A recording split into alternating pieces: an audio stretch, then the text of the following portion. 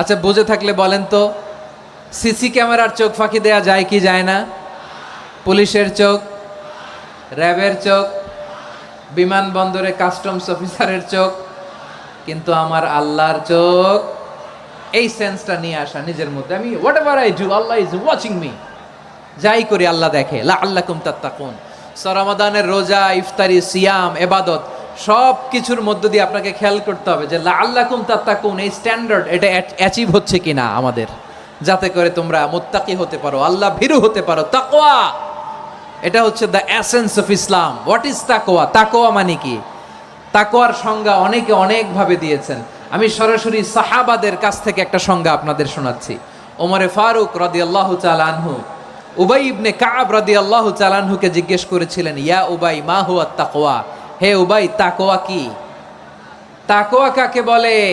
উবাই ইবনে কাব তিনি প্রশ্নের উত্তর না দিয়ে উনিও আবার প্রশ্ন ছুড়লেন। তিনি বললেন, ইয়া আমিরাল মুমিনিন আমা সালাকতা তরিকান যা শাউক, আপনি কি কাঁটাযুক্ত রাস্তা দিয়ে মরুভূমিতে কখনো হেঁটেছেন?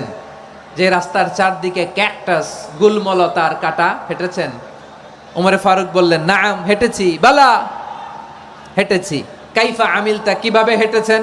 ওমরে ফারুক বললেন, শাম্মারতু ওয়াজতাহাত্তু, আমি আমার জামা, জুব্বা আর চাদর আটোসাটো করে গায়ের সাথে এমনভাবে মিলিয়ে রেখেছি, এমন সাবধানে হেঁটেছি যাতে করে মরুভূমির ক্যাকটাসের গুলমলতার কাঁটা আমার গায়ে বিঁধে না যায়।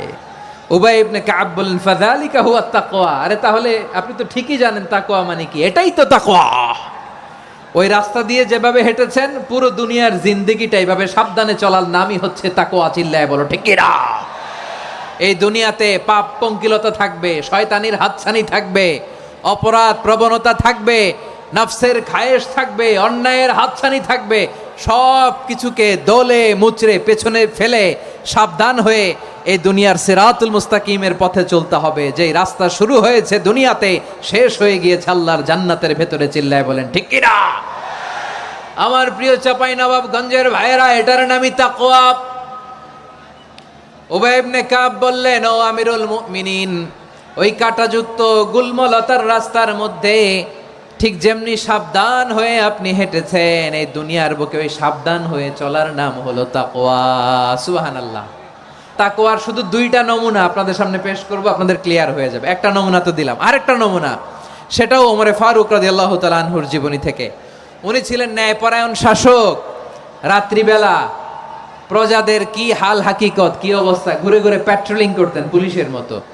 সারা রাত তিনি ঘুরেছেন কার কি অবস্থা দেখে, শেষ রাতে তিনি ফিরে আসতেছেন। তিনি থাকতেন, সেই বুখারীতে এসেছে, কানা ইয়াসকুনু ফি আওয়ালিল মদিনা, মদিনার উঁচু এলাকায় থাকতেন।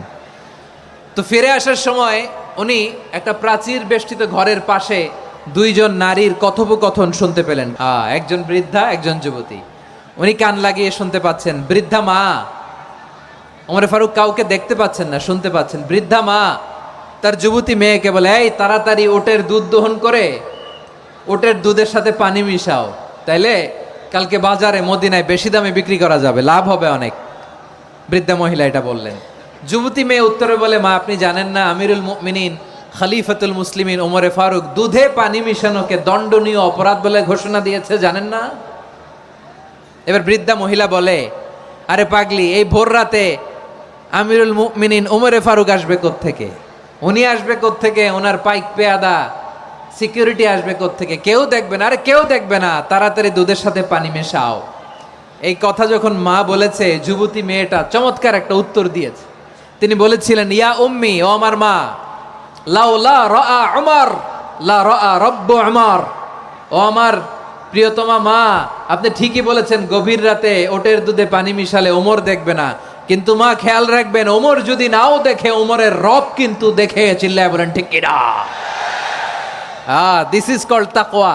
এজন্য রব্বুল আলামিন বলেন, লা তুদরিকুহুল আবসার ওয়া হুয়া ইউদরিকুল আবসার ওয়া হুয়াল লাতীফুল খাবীর।